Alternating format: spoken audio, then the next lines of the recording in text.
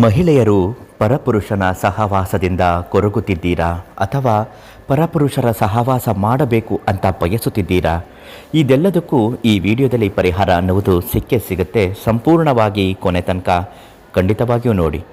ಈ ವಶೀಕರಣ ಆಗಬೇಕು, ಮಾಡಿಸಬೇಕು, ಮಾಟ ಮಂತ್ರಗಳು ತಗಲಿದರೆ ಪರಿಹಾರ ಆಗಬೇಕು, ಶತ್ರುಗಳ ಕಾಟದಿಂದ ಮುಕ್ತಿಯನ್ನು ಆಗಬೇಕು ಅನ್ನುವುದಾದರೆ ನೀವು ಒಂದು ಕರೆ ಮಾಡಿ. ಪಂಡಿತ್ ಶಿವಾನಂದ ಗುರುಗಳು ಪ್ರತಿಯೊಂದು ಸಮಸ್ಯೆಗೂ ಶಾಶ್ವತ ಪರಿಹಾರವನ್ನು ನೀಡುತ್ತಾರೆ. ಇತ್ತೀಚಿನ ದಿನಗಳಲ್ಲಿ, ಅದರಲ್ಲೂ ಸಾಮಾಜಿಕ ಜಾಲತಾಣಗಳಲ್ಲಿ ಈ ಪರಪುರುಷರ ಸಹವಾಸ ಮಾಡುವುದು, ಪರಸ್ತ್ರೀ ಸಹವಾಸ ಮಾಡುವುದು ಇವೆಲ್ಲವೂ ಸರ್ವೇ ಸಾಮಾನ್ಯವಾಗಿದೆ.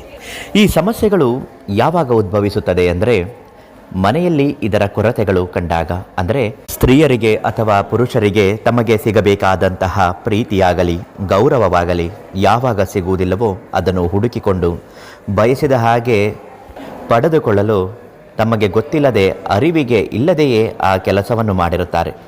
ದೈಹಿಕ ಆಕರ್ಷಣೆ ಆಗಿರಬಹುದು ಅಥವಾ ಮಾನಸಿಕ ಆಕರ್ಷಣೆಗಳಾಗಿರಬಹುದು. ಇದೆಲ್ಲವೂ ಅವರವರ ವೈಯಕ್ತಿಕವಾದ ನಿರ್ಧಾರಕ್ಕೆ ಬಿಟ್ಟಿರುತ್ತೆ. ಇನ್ನು ಕೆಲವರಿಗೆ ಪರಸ್ತ್ರೀ ಅಥವಾ ಪರಪುರುಷರ ಸಹವಾಸ ಮಾಡಿರುತ್ತಾರೆ, ಅದರಿಂದ ಹೊರಗೆ ಬರಬೇಕು ಅಂತ ಚಡಪಡಿಸುತ್ತಿರುತ್ತಾರೆ. ಆದರೆ ಇದು ಆಗುತ್ತಿರುವುದಿಲ್ಲ. ಇಂತಹ ಸಮಸ್ಯೆಗಳು ಬಂದಾಗ ಏನು ಮಾಡಬೇಕು? ಅಥವಾ ಪರಪುರುಷನ ಸಹವಾಸ ಮಾಡುವವರು ಬಯಸುತ್ತಿದ್ದರೆ ಏನು ಮಾಡಬೇಕು? ಇಂತಹ ಅನೇಕ ಗೊಂದಲಗಳು ಇವತ್ತಿನ ಪೀಳಿಗೆಯಲ್ಲಿ ಇದ್ದೇ ಇರುತ್ತದೆ. ಅಂತಹ ಸಮಸ್ಯೆಗೆ ಪರಿಹಾರ ಕಂಡುಕೊಳ್ಳಲು ಒಂದು ನಿಂಬೆಹಣ್ಣಿನಿಗೆ ಅರ್ಧ ಹೋಳು ಮಾಡಿ ಅದಕ್ಕೆ ಅರಿಶಿಣ ಕುಂಕುಮವನ್ನು ಸೇರಿಸಿ ಅವರ ಹೆಸರನ್ನು ಒಂದು ಪುಟ್ಟ ಪೇಪರ್ನಲ್ಲಿ ಬರೆದು ಮಡಚಿ ಆ ನಿಂಬೆ ಹಣ್ಣಿನ ಒಳಗಡೆ ಇಡಬೇಕು. 24 ಗಂಟೆ ಅಲ್ಲಿಯೇ ಬಿಡಬೇಕು.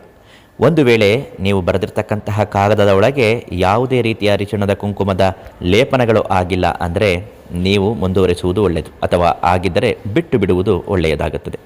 ಶಿವಾನಂದ ಗುರುಗಳಿಗೆ ಒಂದು ಕರೆ ಮಾಡಿ, ಅವರು ಸಂಪೂರ್ಣವಾಗಿ ನಿಮ್ಮ ಸಮಸ್ಯೆಗೆ ಪರಿಹಾರವನ್ನು ತಿಳಿಸುತ್ತಾರೆ.